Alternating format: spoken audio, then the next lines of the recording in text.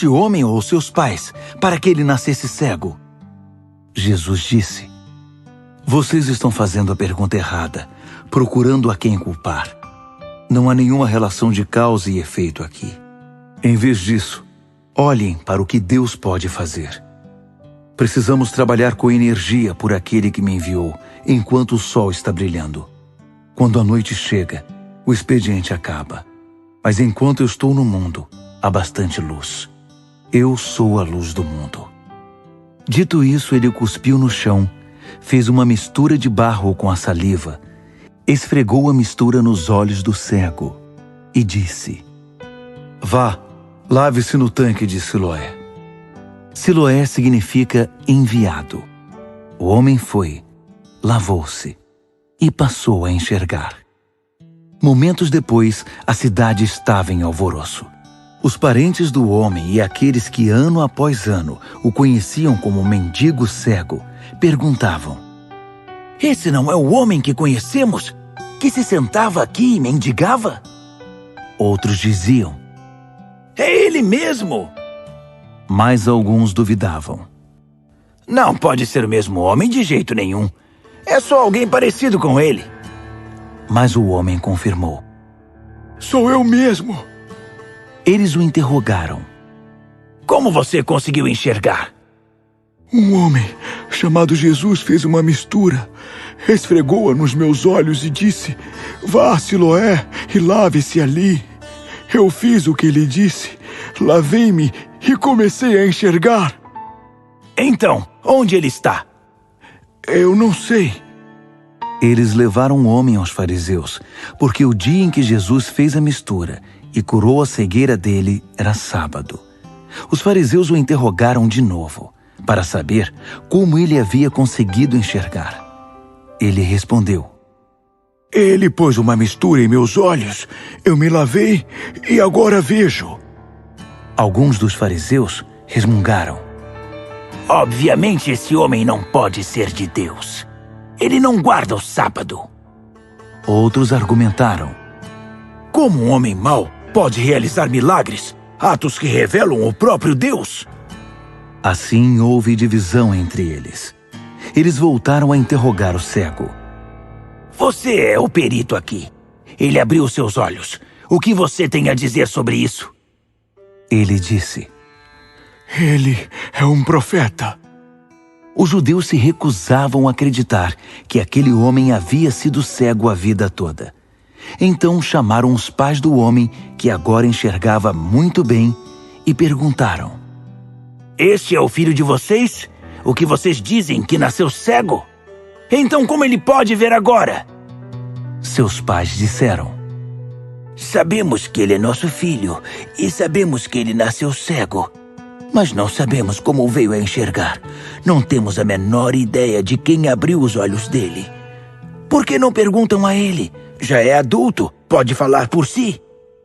Os pais dele falaram assim porque tinham medo dos líderes judeus que haviam determinado que quem afirmasse que Jesus era o Messias seria expulso da sinagoga. Foi por isso que os pais disseram: perguntem a ele, já é adulto. Eles convocaram o ex-cego segunda vez e disseram: dê o crédito a Deus. Sabemos que aquele homem é um impostor. Ele replicou: não sei nada sobre isso, mas de uma coisa eu tenho certeza. Eu era cego e agora vejo. Eles perguntaram: como ele fez isso a você? Como ele abriu seus olhos? Já contei mais de uma vez e vocês não ouviram. Porque querem ouvir de novo? Querem se tornar discípulos dele? A resposta deixou-os furiosos. Discípulo dele é você! Nós somos discípulos de Moisés! Temos certeza de que Deus falou a Moisés, mas não temos ideia de onde saiu esse homem. O homem respondeu: impressionante! Vocês alegam não saber nada a respeito dele, mas o fato é que ele abriu meus olhos. É fato bem conhecido que Deus não age por meio de pecadores, mas ouve quem vive em reverência e cumpre sua vontade. Ninguém jamais ouviu falar de alguém que tivesse aberto os olhos de um homem que nasceu cego. Se esse homem não viesse de Deus, não seria capaz de fazer nada.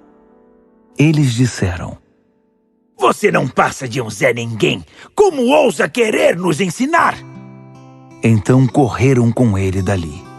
Jesus soube que eles o haviam expulsado. Procurou por ele e o achou. Então perguntou: Você acredita no Filho do Homem? O homem disse: Senhor, mostre-o para mim, para que eu possa crer nele. Jesus disse: Você está olhando para ele.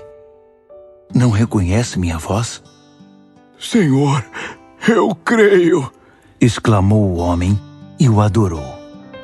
Jesus então disse: Vim ao mundo para pôr tudo às claras, para estabelecer as distinções, de modo que quem nunca viu possa ver, e os que têm a pretensão de ver pareçam cegos. Alguns fariseus casualmente ouviram a conversa e indagaram: Você está nos chamando de cegos? Jesus disse: Se vocês fossem realmente cegos, não teriam culpa. Mas a partir do momento que se declaram capazes de enxergar, se tornam responsáveis por seus erros. João, capítulo 10. Vou tentar ser o mais claro possível. Se alguém pula ou arromba o aprisco das ovelhas, em vez de passar pela porta, não é para fazer boa coisa. É um ladrão de ovelhas. O pastor passa pela porta. O porteiro abre a porta para ele e as ovelhas reconhecem sua voz. Ele chama as ovelhas pelo nome e é o guia delas. Quando estão fora do aprisco, ele as conduz e elas o seguem, porque conhecem sua voz. Elas não seguem a voz de um estranho. Vão se dispersar, porque não estão acostumadas a essa voz. Jesus contou essa história simples, mas eles não tinham ideia do que ele estava falando. Então, tentou de novo. Vou ser explícito então. Eu sou a porta para as ovelhas. Os outros são de má índole, ladrões de ovelhas, todos eles. Mas as ovelhas não os ouvem. Eu sou a porta.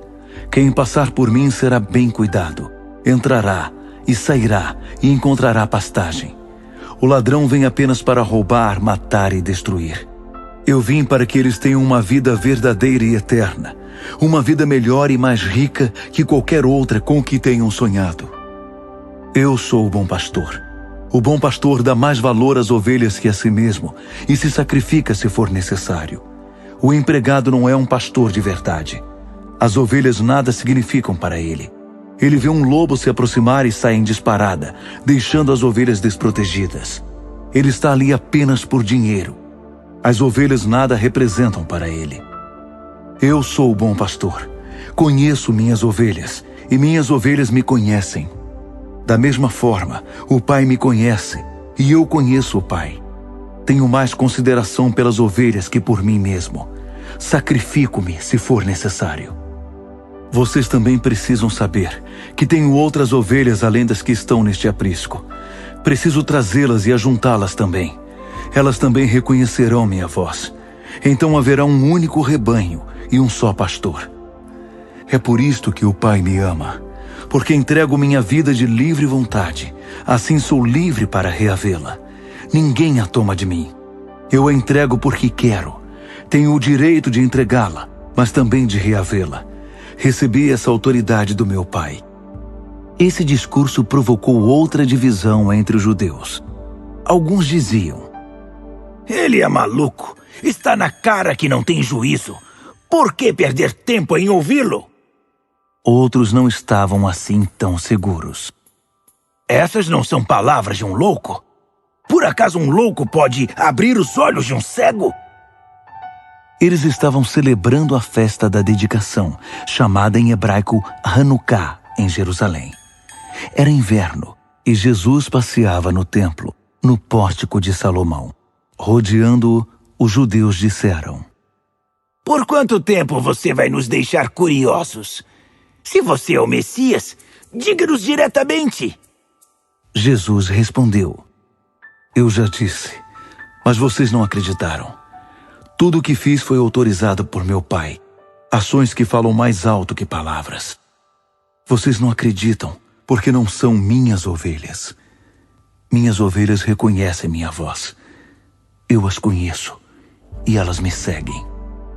Dou a elas vida real e eterna. Elas estão protegidas do destruidor o tempo todo. Ninguém consegue roubá-las de mim. O Pai que as pôs sob minha responsabilidade é muito maior que o destruidor, que o ladrão. Ninguém pode tirá-las dele. Eu e o Pai somos um só coração e uma só mente. Mais uma vez, os judeus estavam a ponto de apedrejá-lo. Mas Jesus lhes disse: Tenho feito muitas boas ações da parte do Pai. Por qual delas vocês querem me apedrejar? Os judeus responderam: Não o apedrejaremos por nada de bom que você fez, mas sim pelo fato de ter dito essa blasfêmia, de chamar você mesmo de Deus. Jesus reagiu: Estou apenas citando um texto das Escrituras, em que Deus diz: Digo a vocês, vocês são deuses. Se Deus chama os antepassados de vocês de deuses, e as Escrituras não mentem, por que vocês gritam blasfemador, blasfemador, para o único a quem o Pai consagrou e enviou ao mundo, só porque eu disse, sou o Filho de Deus? Se não faço as obras que meu Pai faz, não precisam crer em mim. Mas se faço as obras do Pai, esqueçam um momento o que eu disse a meu respeito e considerem a simples evidência das ações que estão diante dos seus olhos. Talvez assim as coisas se esclareçam e vocês consigam entender que não apenas fazemos as mesmas coisas, mas também somos o mesmo, Pai e Filho. Ele está em mim, eu estou nele. Eles ainda tentaram prendê-lo, mas ele conseguiu escapar. Voltou para a região do Jordão, onde João batizava, e ficou ali. Muitos se tornaram seus seguidores. Diziam: João não realizou milagres, mas tudo o que ele disse a respeito deste homem é verdade. Assim, muitos creram nele. João, capítulo 11. Havia um homem chamado Lázaro. Ele estava doente. Era de Betânia, cidade de Maria, e sua irmã Marta. Essa era a mesma Maria que ungiu os pés do Senhor com óleos aromáticos e depois os enxugou com os cabelos. Lázaro, que estava doente, era irmão dela. As irmãs mandaram um recado para Jesus: Senhor, aquele a quem o Senhor ama está muito doente. Quando Jesus recebeu a mensagem, comentou: Essa doença não é fatal. Será uma boa ocasião para demonstrar a glória de Deus, na glorificação do Filho de Deus. Jesus amava os três: Marta, a irmã dela e Lázaro. Mas estranhamente, quando soube que Lázaro estava doente, permaneceu onde estava mais 2 dias. Só então disse aos seus discípulos: Vamos voltar para a Judeia. Eles disseram: Rabi, o senhor não pode fazer isso. Os judeus querem vê-lo morto e o senhor quer voltar? Jesus respondeu: Não são 12 as horas da luz do dia. Qualquer um que anda na luz do dia não tropeça porque há muita luz. Andando de noite pode tropeçar, porque mal enxerga o caminho. Após esse comentário, ele anunciou: Nosso amigo Lázaro está dormindo. Vou acordá-lo. Os discípulos disseram: Senhor, se está dormindo, vai ter um bom descanso e se levantar bem disposto. Jesus falava da morte, enquanto os discípulos pensavam numa simples soneca. Então, Jesus resolveu falar claramente: Lázaro morreu. Estou feliz por causa de vocês, porque eu não estava lá. Vocês logo terão novos motivos para crer. Agora vamos a ele. Tomé, chamado Gêmeo, suspirou e disse aos seus companheiros: Vamos, bem que podemos morrer com ele. Quando Jesus finalmente chegou, Lázaro estava morto havia 4 dias. Betânia ficava perto de Jerusalém, distante cerca de 3 quilômetros, e muitos dos judeus davam apoio a Marta e Maria, compadecidos delas por causa do irmão. Marta soube que Jesus estava chegando e saiu ao encontro dele. Maria ficou em casa. Marta então lhe disse: Se o Senhor estivesse aqui, meu irmão não teria morrido. Mesmo agora, sei que tudo que o Senhor pedir a Deus será concedido. Jesus consolou-a: Seu irmão vai ressuscitar. Marta respondeu: Sei que vai, na ressurreição do fim dos tempos. Você não precisa esperar pelo fim. Eu aqui e agora sou a ressurreição e a vida. Quem crer em mim, ainda que morra, viverá. Qualquer um que vive crendo em mim não irá morrer em definitivo. Acredita nisso? Sim. Sempre acreditei que o Senhor é o Messias, o Filho de Deus que veio ao mundo. Depois de ter dito isso, ela foi até onde estava sua irmã Maria e sussurrou ao seu ouvido: O mestre está aqui e perguntou por você. Assim que ouviu isso, ela deu um salto e correu até ele. Jesus ainda não havia entrado na cidade e continuava no lugar em que Marta o havia encontrado. Quando os judeus, amigos dela, viram Maria passar correndo, foram atrás dela, pensando que ela ia ao túmulo para chorar. Maria foi até onde Jesus estava e caiu aos pés dele, dizendo: Se o Senhor estivesse aqui, meu irmão não teria morrido. Quando Jesus a viu chorando e os judeus chorando com ela, sentiu grande indignação e perguntou: Onde vocês o puseram? Senhor, vem e vê, disseram. Naquele momento, Jesus chorou. Os judeus disseram: Ele o amava muito.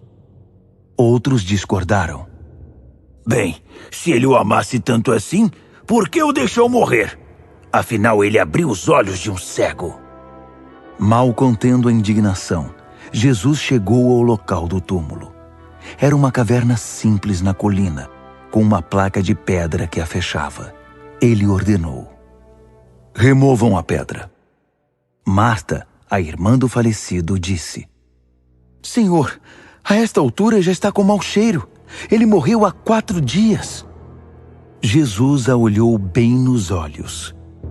Eu não disse que, se acreditasse, você veria a glória de Deus?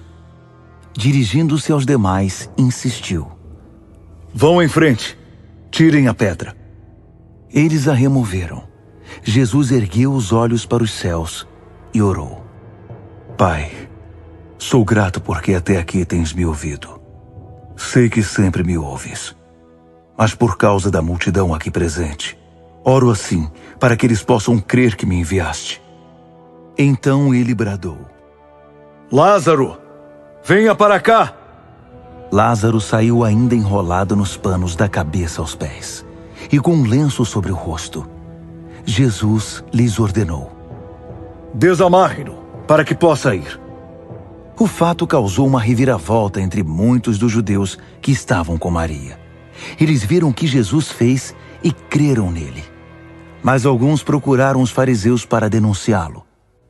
Os principais sacerdotes e os fariseus convocaram uma reunião da liderança judaica. O que faremos? Perguntaram. Esse homem insiste em seus feitos, criando sinais divinos. Se deixarmos, logo todos crerão nele, e os romanos virão e removerão um pouco poder e prestígio que ainda nos resta. Então, um deles, Caifás, designado sacerdote principal naquele ano, se pronunciou: Vocês não enxergam? Não percebem que é preferível um homem morrer pelo povo que uma nação inteira ser destruída? Ele não disse isso de si mesmo. Na condição de sacerdote principal naquele ano, sem saber, profetizou que Jesus estava para ser sacrificado pela nação, e não somente pela nação, mas para que todos os filhos de Deus dispersos pudessem ser reunidos num só povo. Daquele dia em diante, ficou decidido que iriam matá-lo. Então, Jesus não arriscou mais aparecer em público no território dos judeus. Retirou-se para o interior, na região fronteiriça com o deserto, hospedando-se numa cidade chamada Efraim. Ali isolou-se com seus discípulos. A Páscoa se aproximava. Multidões vinham do interior para Jerusalém, a fim de se preparar para a festa.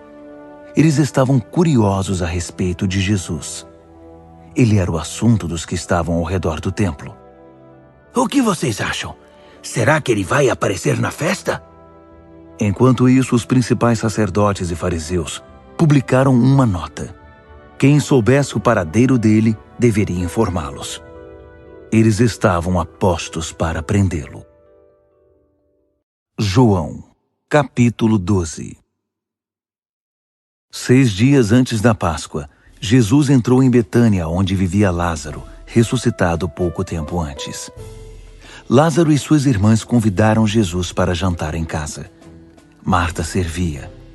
Lázaro era um dos que estavam assentados à mesa com eles.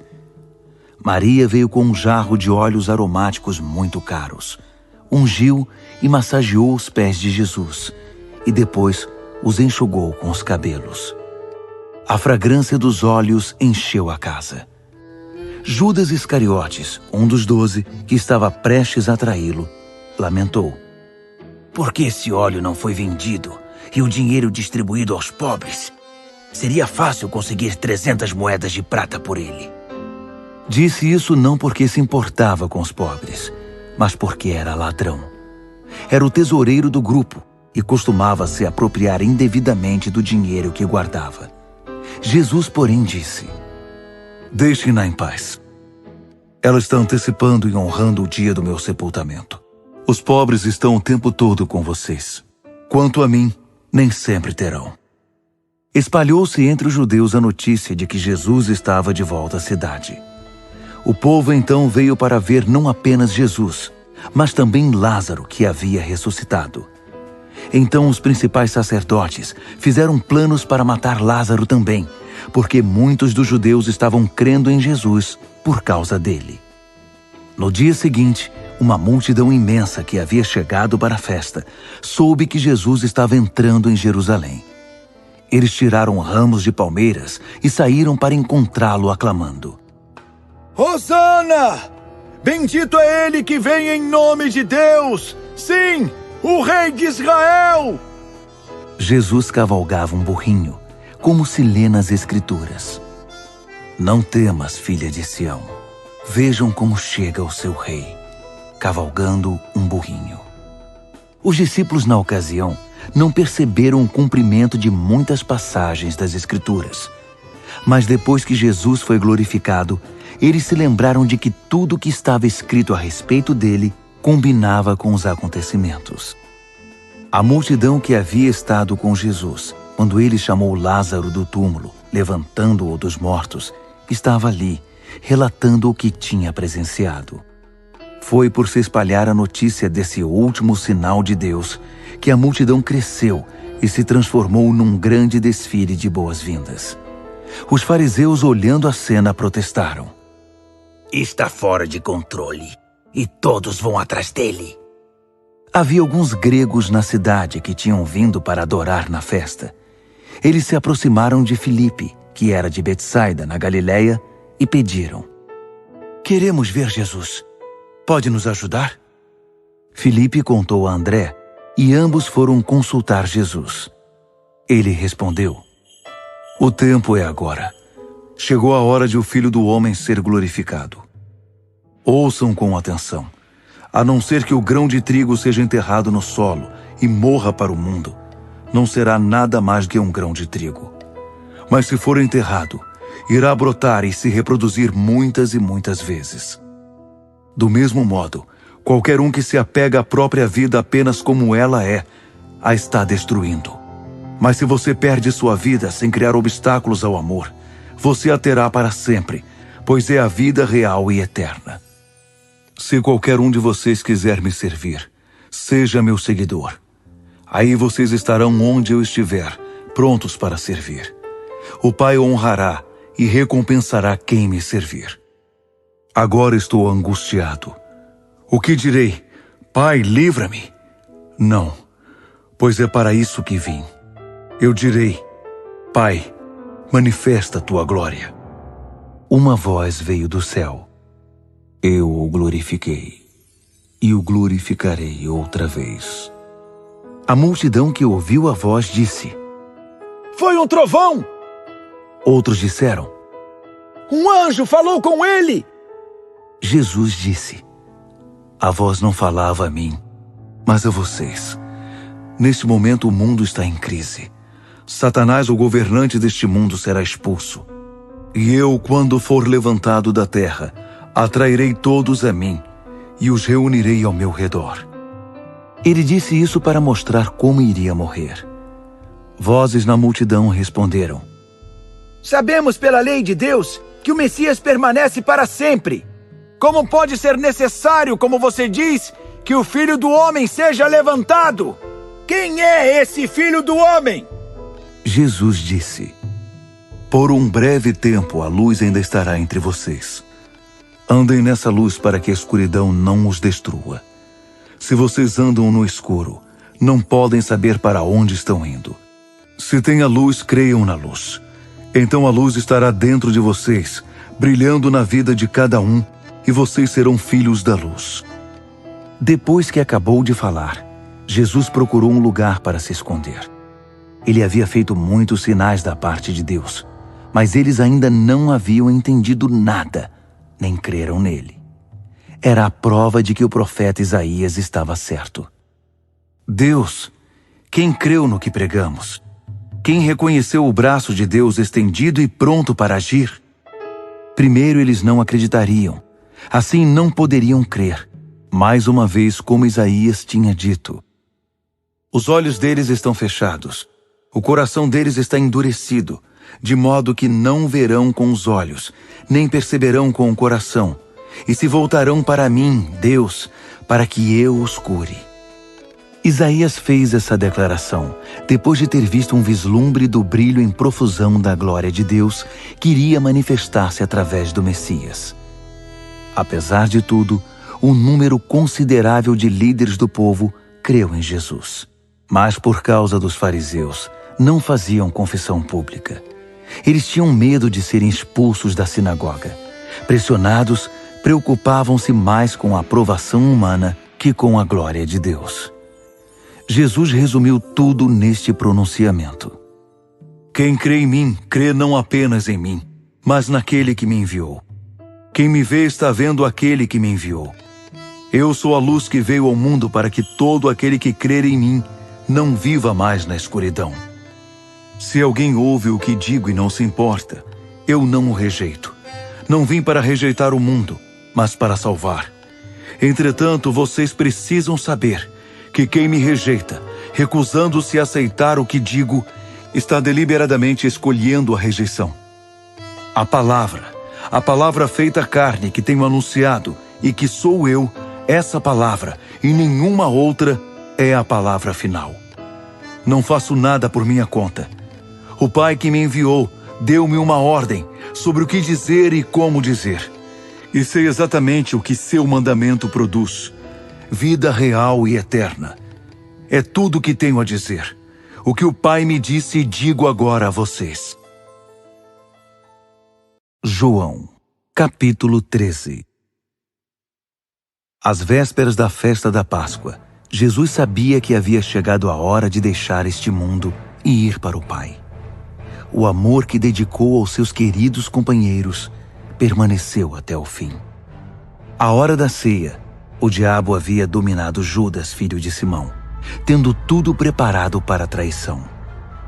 Jesus sabia que estava no comando, porque o Pai havia determinado assim.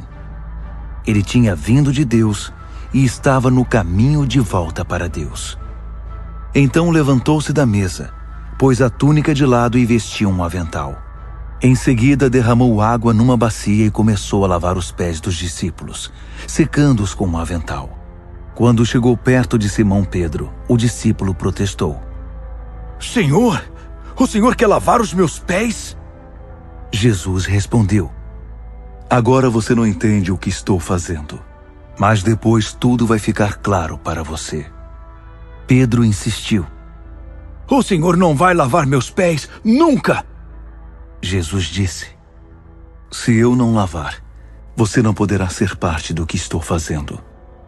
Senhor, disse Pedro, não apenas meus pés. Lave minhas mãos, lave minha cabeça. Jesus disse: Se tivessem tomado banho de manhã, vocês precisariam apenas lavar os pés agora e estariam limpos da cabeça aos pés. Minha preocupação, entendam, é com a santidade, não com a higiene, porque agora vocês estão limpos, mas nem todos. Ele sabia quem o traía, por isso disse, nem todos. Depois de lavar os pés deles, Jesus vestiu a túnica e retomou seu lugar à mesa. Então ele disse: vocês entendem o que eu fiz? Vocês me chamam de Mestre e Senhor, e estão certos. É o que eu sou. Então, se eu, o Mestre e Senhor, lavei os pés de vocês, lavem também os pés uns dos outros. Estabeleci um padrão aqui. O que eu fiz, façam também. Estou apenas destacando o óbvio. O empregado não está acima do patrão. O empregado não dá ordens ao seu empregador. Se vocês entendem o que estou dizendo, façam o que digo e vivam uma vida abençoada. Não incluo todos vocês nisso. Conheço muito bem aqueles que escolhi.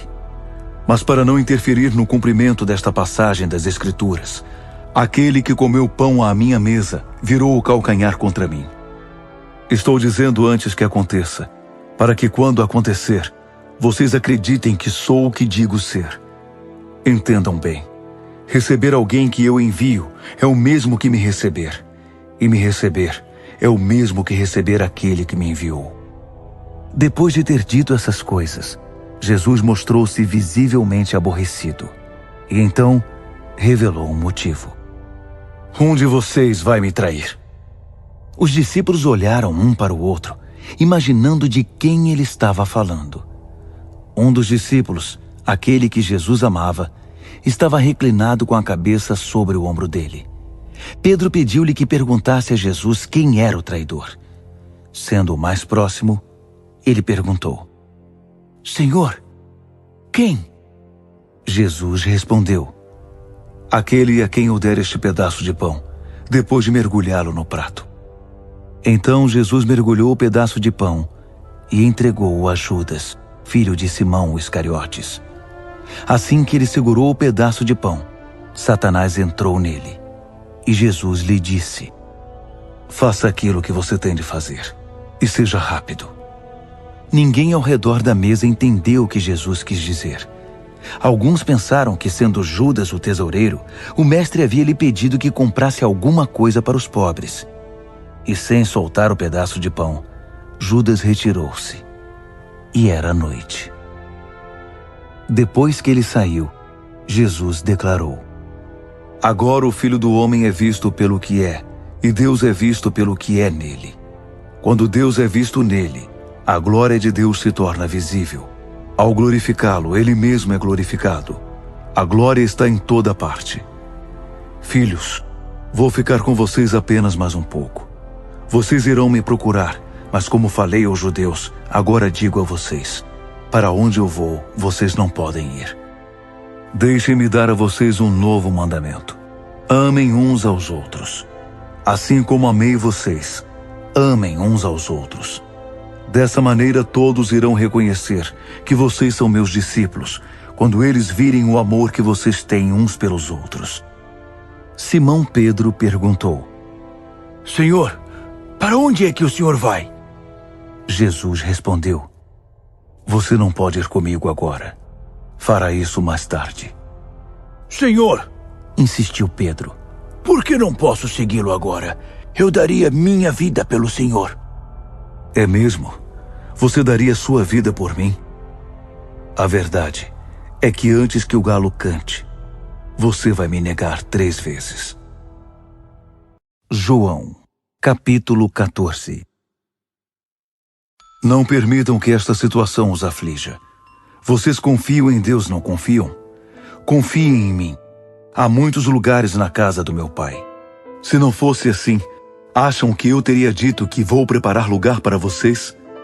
Mas se vou preparar lugar para vocês, significa que vou retornar e levá-los comigo, para que possam viver onde eu vivo. Vocês já sabem o caminho que vou tomar. Tomé disse então: Senhor, não temos ideia de para onde o Senhor vai. Por que pensa que sabemos o caminho? Jesus disse: Eu sou o caminho, a verdade e também a vida. Ninguém chega ao Pai sem mim. Se vocês me conhecessem de fato, conheceriam o Pai também.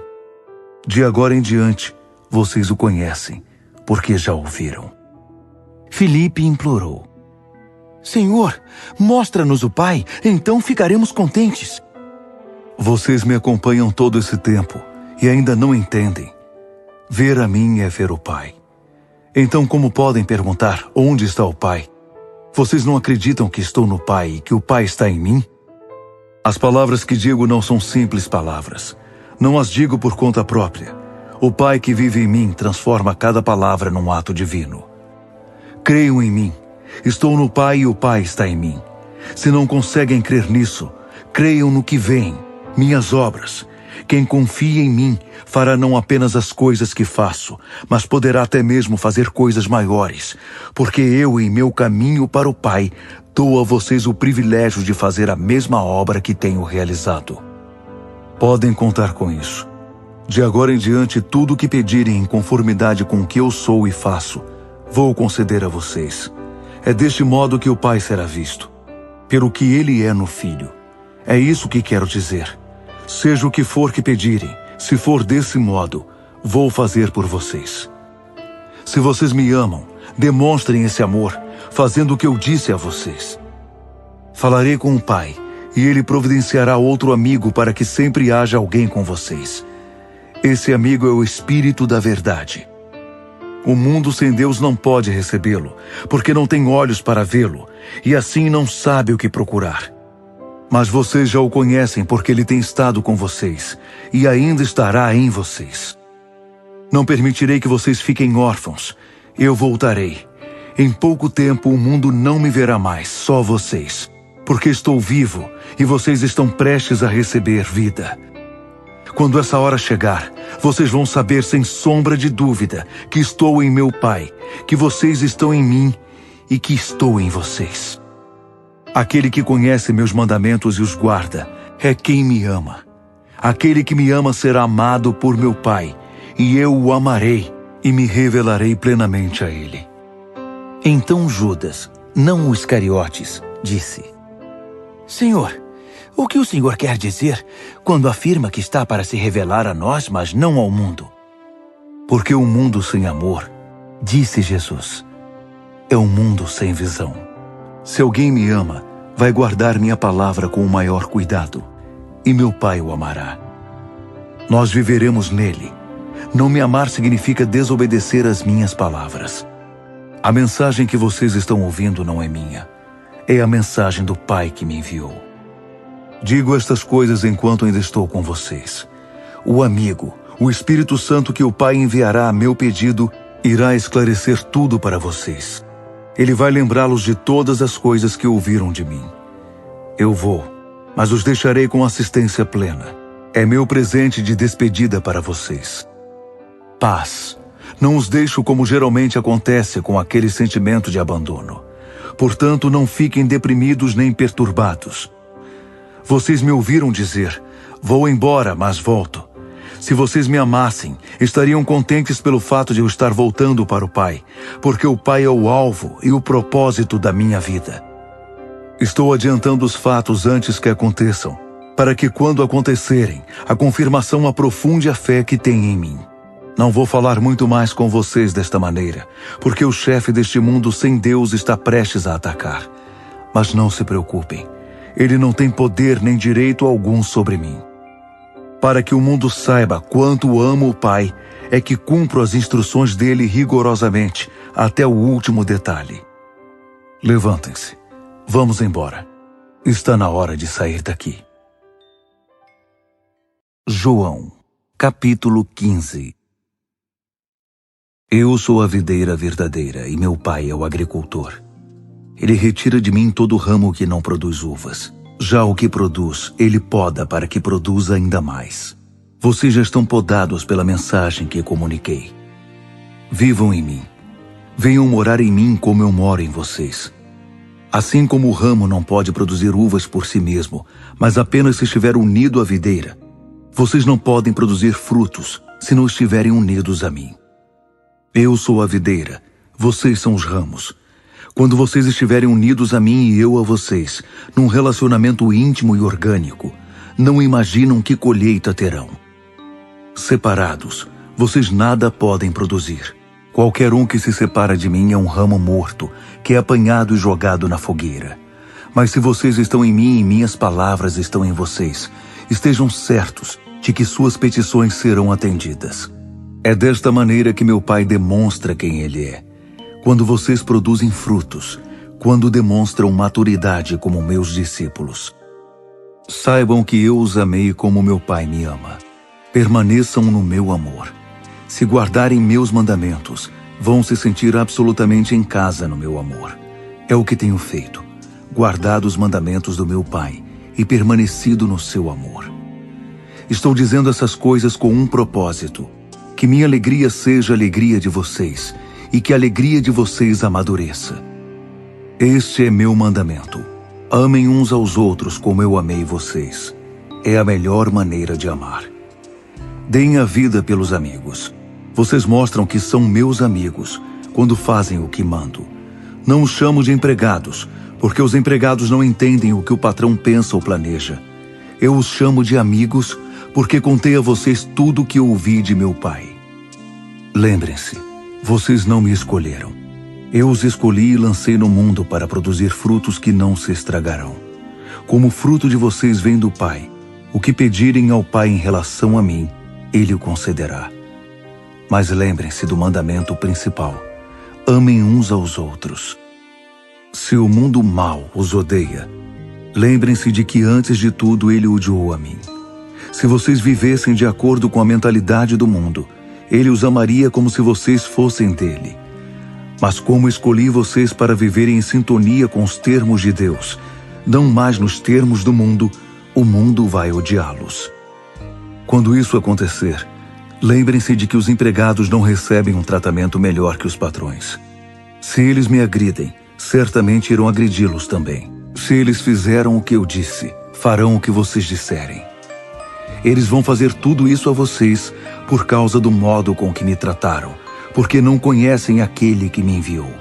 Se eu não tivesse vindo e explicado tudo claramente, eles não teriam culpa. Mas na situação atual, eles não têm desculpa. Odiar a mim e odiar o Pai é a mesma coisa. Se eu não tivesse feito tudo o que fiz entre eles, obras que ninguém jamais fez, eles não seriam culpados. Mas eles viram os sinais da parte de Deus, e mesmo assim odiaram a mim e a meu Pai. É interessante, eles confirmaram a verdade das Escrituras deles, onde está escrito: eles me odiaram sem motivo. Quando chegar o amigo que pretendo enviar a vocês da parte do Pai, o Espírito da verdade que vem do Pai, ele confirmará tudo a meu respeito. E vocês também confirmarão tudo, pois estão comigo desde o princípio. João, capítulo 16. Estou dizendo estas coisas a fim de prepará-los para os tempos difíceis que estão por vir. Vocês serão expulsos das sinagogas. Haverá um tempo em que qualquer um que matar vocês irá pensar que está fazendo um favor para Deus. Eles farão isso porque nunca entenderam de verdade quem é o Pai. Digo estas coisas para que quando chegar a hora e tudo começar, vocês estejam avisados e preparados. Não disse antes porque estava com vocês todos os dias. Mas agora vou para aquele que me enviou. Nenhum de vocês perguntou: para onde o Senhor vai? Em vez disso, quanto mais falo, mais tristes vocês ficam. Então permitam-me repetir esta verdade. É melhor para vocês que eu vá. Se eu não for, o amigo não virá. Mas se eu for, poderei enviá-lo a vocês. Quando ele vier, denunciará o erro do mundo mau quanto ao pecado, à justiça e ao julgamento. Mostrará que a recusa em crer em mim é o pecado básico deles. Que a justiça vem do alto, onde estou com o Pai, fora da visão e do controle deles. Que o julgamento acontece quando o governante deste mundo mau é levado a juízo e condenado. Ainda tenho muito a dizer, mas vocês não podem suportar tudo agora. Quando, porém, o amigo chegar, o Espírito da verdade, ele irá tomá-los pela mão e guiá-los a toda a verdade. Ele não chamará atenção para si, mas para o que está prestes a acontecer e para tudo o que tenho dito e feito. Ele me honrará, vai receber de mim e entregar a vocês. Tudo que o Pai tem é meu também. Por isso eu disse, ele recebe de mim e entrega a vocês. Qualquer dia desses, vocês não me verão mais. E então, num dia qualquer, vocês me verão outra vez. Essas palavras levantaram muitas perguntas entre os discípulos.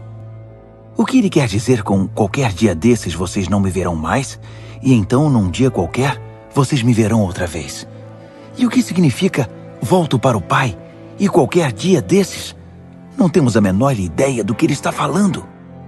Sabendo que eles queriam fazer perguntas, Jesus lhes disse: Vocês vão tentar descobrir por vocês mesmos o que eu quis dizer com qualquer dia desses vocês não me verão mais, e então num dia qualquer vocês me verão outra vez? Então guardem bem isto. Vocês lamentarão enquanto o mundo estará em festa. Ficarão tristes, muito tristes, mas a tristeza de vocês se transformará em felicidade.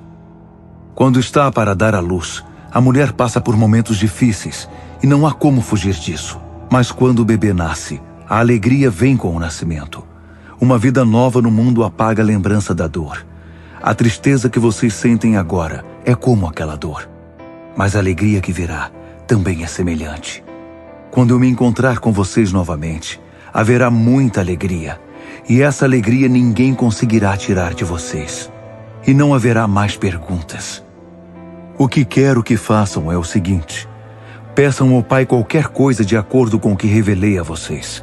Peçam em meu nome de acordo com minha vontade, e Ele certamente a concederá. A alegria de vocês será como um rio transbordante. Tenho usado figuras de linguagem para comunicar estas coisas, mas em breve vou deixar de lado as figuras e falar claramente a respeito do Pai.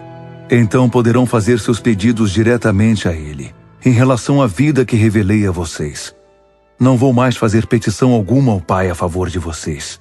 Não será preciso. Vocês se arriscaram, passando a seguir-me em amor e confiança, e crendo que vim diretamente do Pai. Por isso o Pai os ama.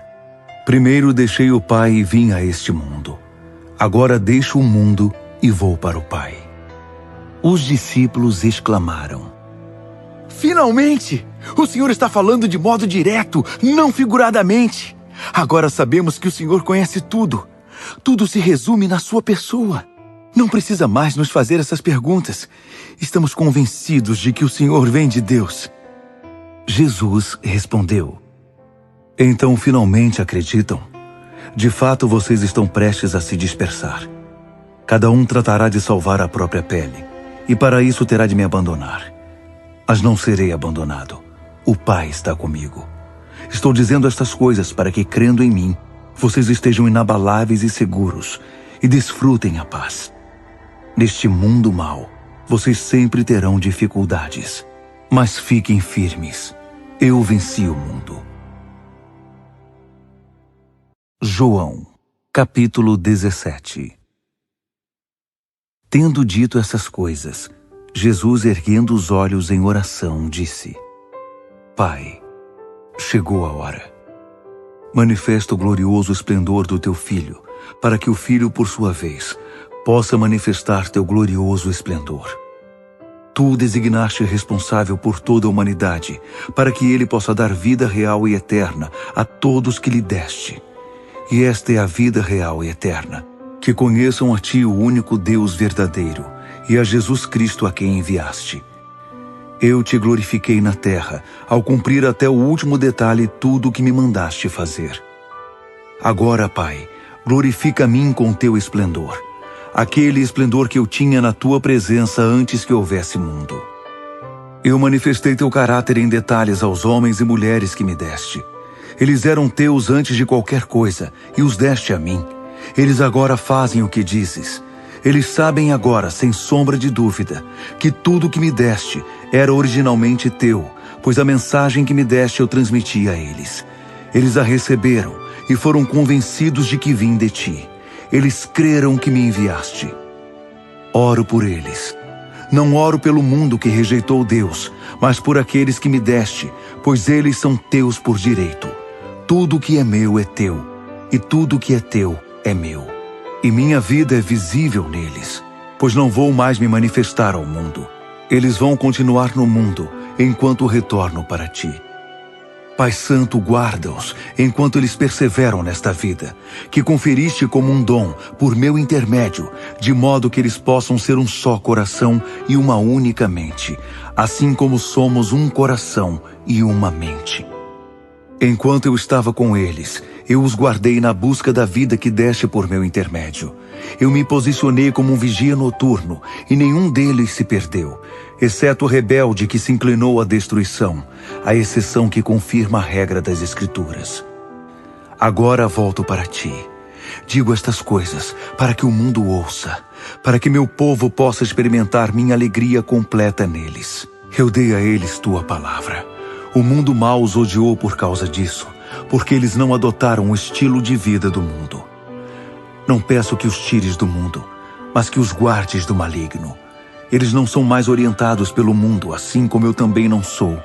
Faze-os santos, consagrados, com tua verdade. Tua palavra é verdade que consagra. Assim como me deste uma missão no mundo, eu dei a eles uma missão no mundo. Eu me consagro por causa deles, para que eles sejam consagrados à verdade em sua missão. Oro não apenas por eles, mas também por todos os que crerão em mim, por causa deles e do testemunho deles a meu respeito. O alvo para todos eles é tornar-se um só coração e uma única mente, assim como tu, ó Pai, és em mim e eu em ti, para que possam ser um só coração e uma única mente conosco. Então, o mundo poderá crer que tu de fato me enviaste. A mesma glória que me deste eu dei a eles, para que eles estejam unidos como nós estamos, eu neles e eles em mim. Assim, eles amadurecerão nessa unidade e darão evidência ao mundo mau de que tu me enviaste e os amaste do mesmo modo que amaste a mim. Pai, é meu desejo que todos aqueles que me deste estejam comigo, bem onde eu estou, para que possam ver minha glória, o esplendor que me deste, tendo-me amado muito antes que houvesse mundo. Pai justo, o mundo nunca te conheceu, mas eu te conheço, e esses discípulos sabem que me enviaste nesta missão. Eu revelei teu ser a eles, quem és e o que fazes. Continua a fazer isso conhecido, para que teu amor por mim possa estar neles, exatamente como neles eu estou. João, capítulo 18. Tendo feito essa oração, Jesus saiu com seus discípulos e passou para o outro lado do vale de Cedron, até um lugar onde havia um jardim. Ele e os discípulos entraram no jardim. Judas, o traidor, conhecia o lugar, porque Jesus e seus discípulos costumavam ir ali. Então Judas guiou os soldados romanos e os guardas enviados pelos principais sacerdotes e fariseus até o jardim. Eles traziam lanternas, tochas e espadas. Jesus, ciente de tudo o que estava para acontecer, saiu para encontrá-los. Ele disse: "Vocês estão atrás de quem?" Eles responderam: "De Jesus, o Nazareno." Ele disse: "Sou eu." Os soldados recuaram, desconcertados. Judas, o traidor, se destacava no grupo. Jesus perguntou outra vez: "Vocês estão atrás de quem?" Eles responderam: "De Jesus, o Nazareno." "Já disse que sou eu. Então, se estão atrás de mim, deixem os outros irem." Isso confirmou as palavras de sua oração: "Não perdi nenhum dos que me deste." Nesse momento, Simão Pedro, que trazia uma espada, sacou-a da bainha e feriu o servo do sacerdote principal, decepando sua orelha direita. Malco era o nome do servo. Mas Jesus ordenou a Pedro: "Guarde a espada. Está pensando que não vou beber o cálice que o meu pai me deu?" Então os soldados romanos, o comandante deles e os guardas dos judeus prenderam Jesus e o amarraram. Eles o levaram primeiro a Anás, sogro de Caifás. Esse Caifás era o sacerdote principal naquele ano. Foi Caifás quem lembrou os judeus de que seria melhor para eles se um homem morresse pelo povo. Simão Pedro e outro discípulo seguiram Jesus. Esse outro discípulo era conhecido do sacerdote principal, e ele foi com Jesus até o pátio da casa de Caifás. Pedro teve de ficar do lado de fora. Então o outro discípulo saiu, falou com a moça que cuidava da entrada e Pedro pôde entrar. A moça que cuidava da entrada perguntou a Pedro: "Você não é um dos discípulos desse homem?" Ele disse: Não sou." Então os servos e os guardas acenderam uma fogueira por causa do frio e estavam aconchegados a ela aquecendo-se. Pedro juntou-se a eles, tentando se aquecer também. Enquanto isso, Anás interrogou Jesus a respeito dos seus discípulos e dos seus ensinos. Jesus respondeu: "Falei abertamente em público. Sempre ensinei nas sinagogas e no templo onde todos os judeus se reúnem. Tudo foi dito em público. Não disse nada às escondidas. Então, por que sou tratado como conspirador? Pergunte aos que me ouviram. Eles sabem muito bem o que eu disse. Minhas palestras foram dadas às claras." Ao ouvir essa resposta, um dos guardas o esbofeteou, dizendo: Como ousa falar desse jeito com o sacerdote principal?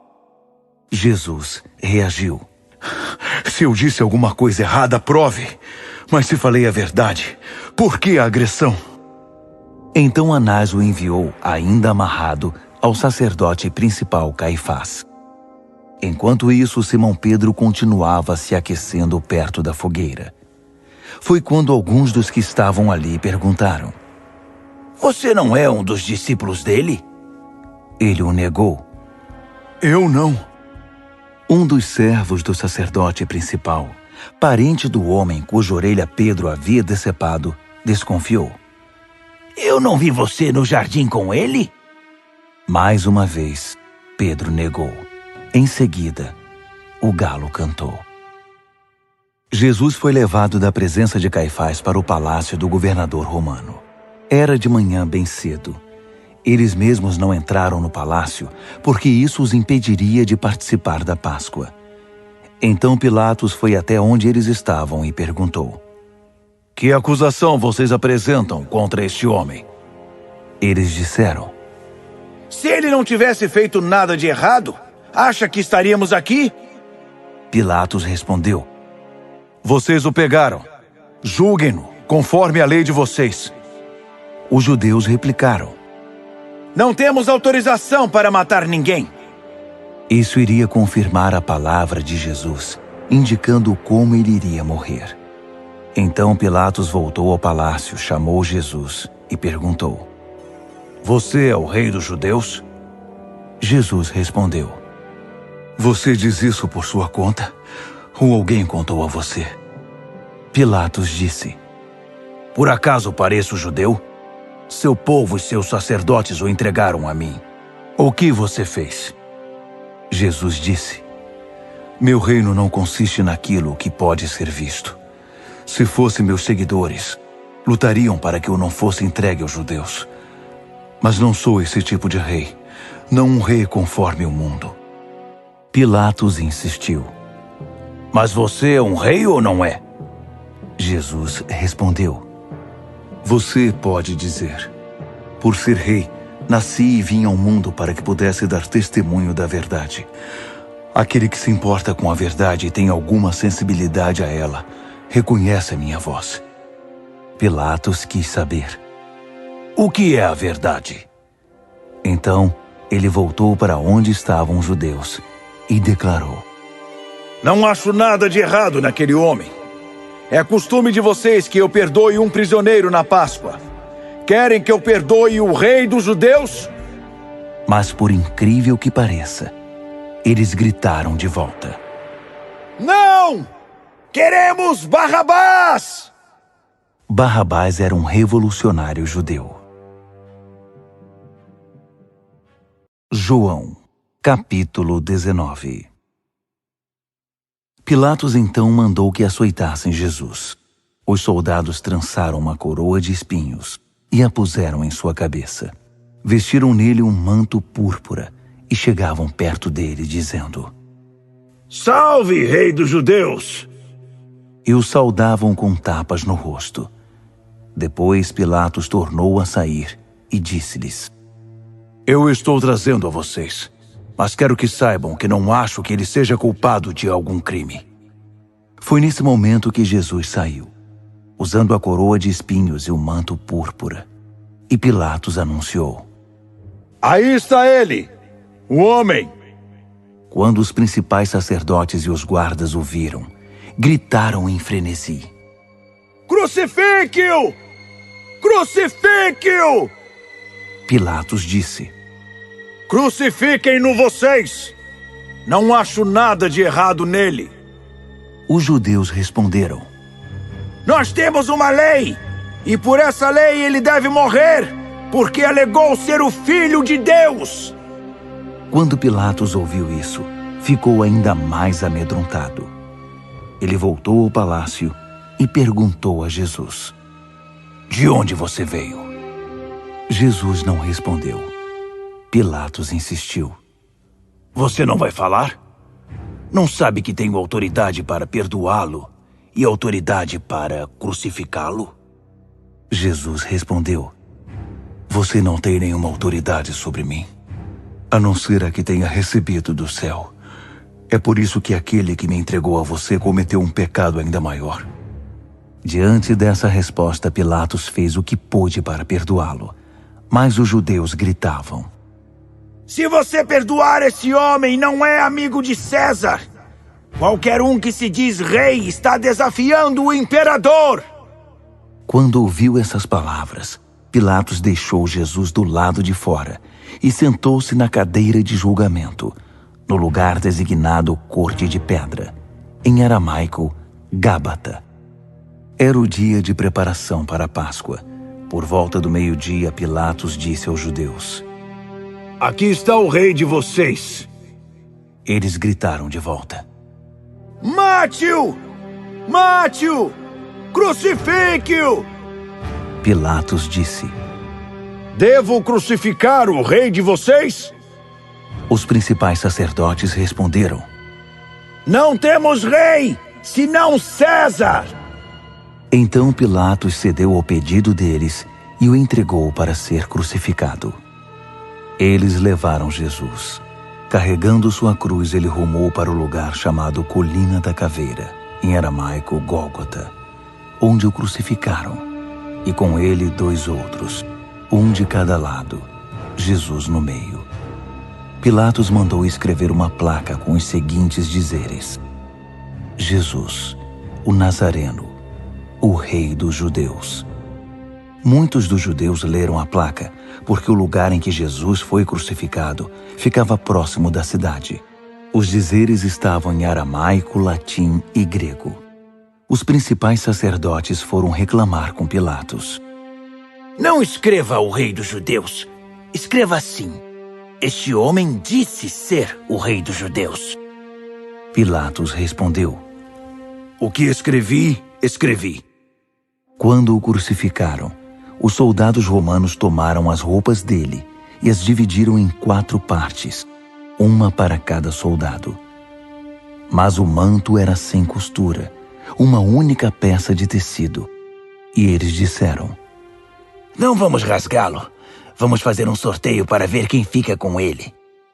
Isso confirmou as escrituras que dizem: Eles dividiram minhas roupas entre si e fizeram sorteio pela minha capa. Os soldados validaram as escrituras.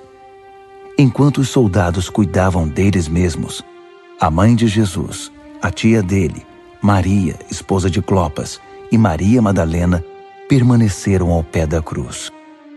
Jesus viu sua mãe e o discípulo a quem ele amava perto dela. Ele disse à sua mãe: Mulher, aí está seu filho. E disse ao discípulo: Aí está sua mãe. A partir daquele momento, o discípulo a aceitou como mãe. Vendo que tudo havia acontecido para que os registros das Escrituras pudessem se cumprir, Jesus disse: Estou com sede. Havia uma caneca de vinagre ali. Alguém mergulhou uma esponja no vinagre espetou-a numa lança e a levantou até sua boca. Depois de provar o vinagre, Jesus disse: Está feito. Encerrado. E curvando a cabeça, entregou o espírito. Era o dia de preparação para o sábado. Por isso nenhum corpo podia permanecer na cruz no sábado, um dia especialmente sagrado naquele ano. Os judeus pediram a Pilatos que as pernas dos condenados fossem quebradas para apressar a morte deles, a fim de que os corpos pudessem ser retirados. Então os soldados quebraram as pernas do primeiro homem crucificado com Jesus e depois do outro.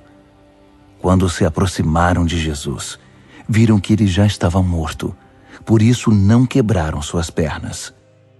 Um dos soldados cortou o lado de Jesus com sua lança, e do ferimento jorraram sangue e água.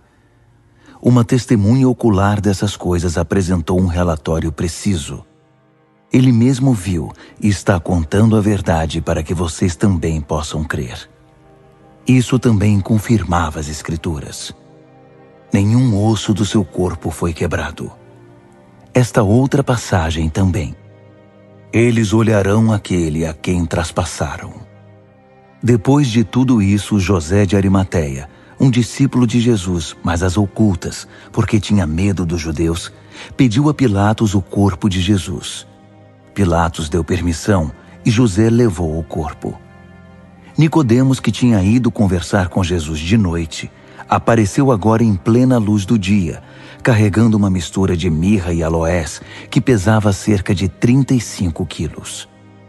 Eles pegaram o corpo de Jesus e, de acordo com a tradição judaica de sepultamento, envolveram-no em linho com as especiarias. Havia um jardim perto do lugar onde ele havia sido crucificado, e no jardim um sepulcro novo, no qual ninguém havia sido ainda sepultado. Então, por ser a preparação para o sábado e por estar o sepulcro pronto, deixaram o corpo de Jesus ali.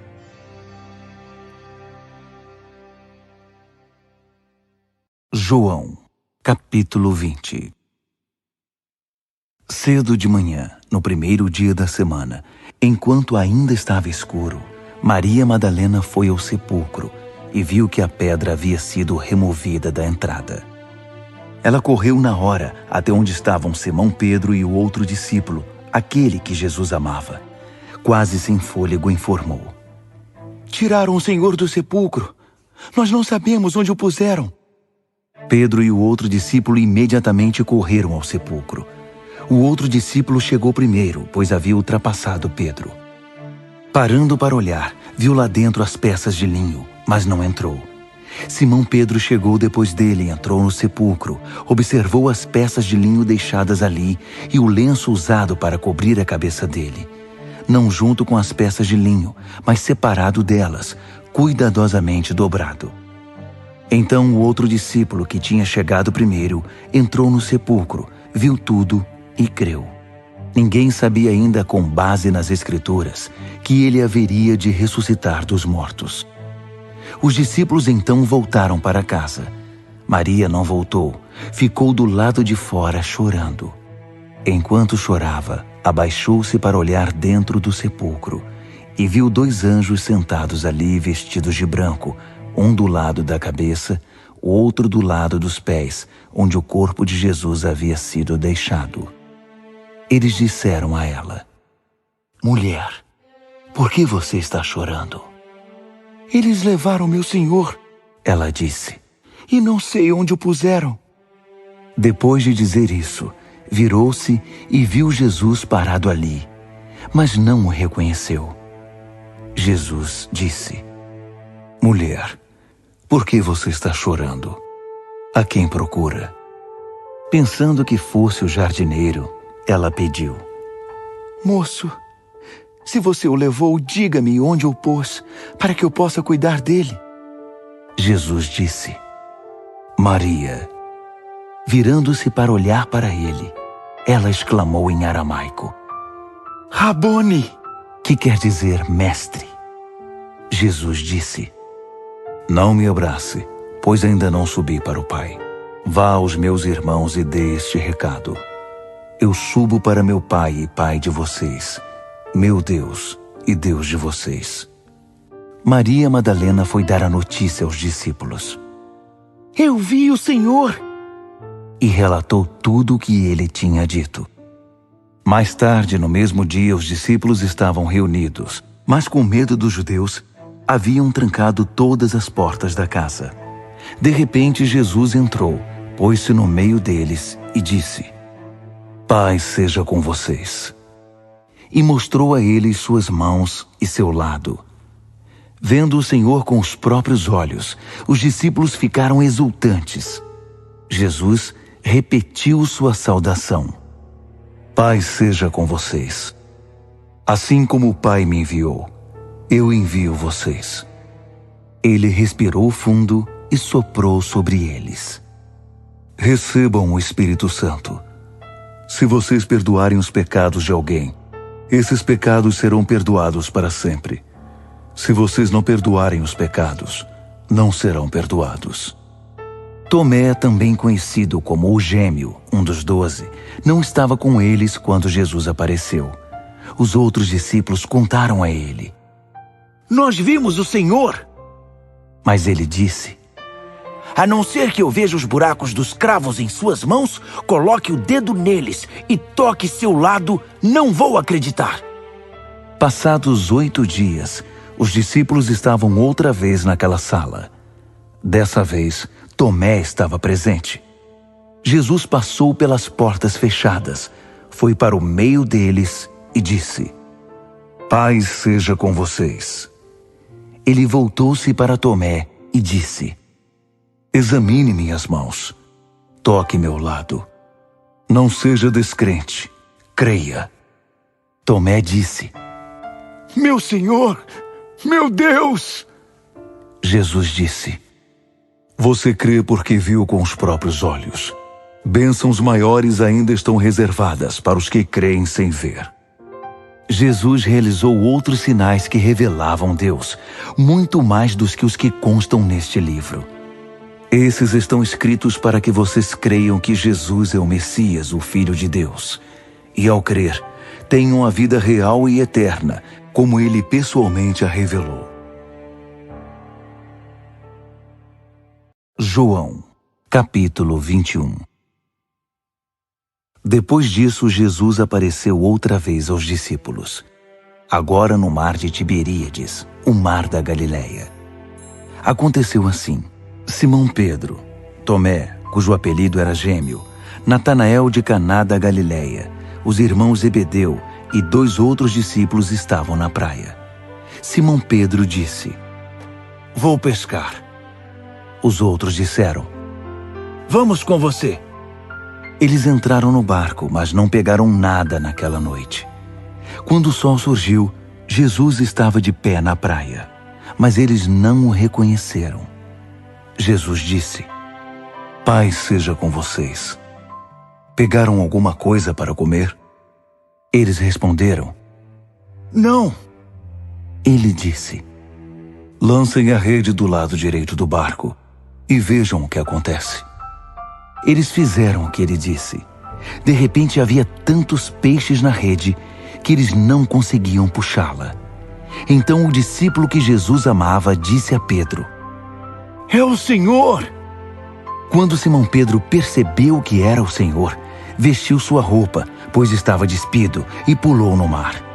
Os outros discípulos vieram de barco, pois não estavam muito longe da praia, cerca de 100 metros, ajudando a puxar a rede abarrotada de peixes.